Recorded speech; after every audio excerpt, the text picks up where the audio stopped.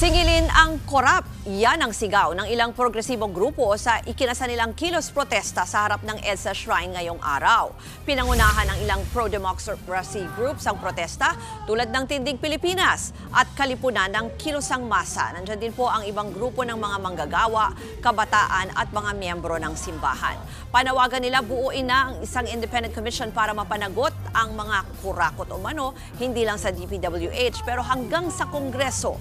Huwag din daw dapat matapos lang sa investigasyon ng proseso kundi kailangang may makulong na sangkot sa katiwalian. Ayon sa MMDA, nasa 200 individual ang nakilahok sa rally. Bago yan, isang misa muna ang sinagawa sa EDSA Shrine sa pangunguna ng Clergy for Good Governance.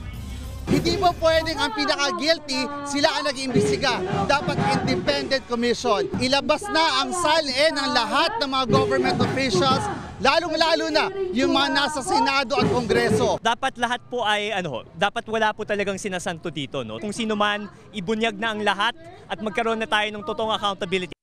Mga kapatid, Ruth Cabal po para sa mabilis na pasada ng mga balitang dapat niyong malaman, mag-follow at mag-subscribe sa social media pages ng News 5.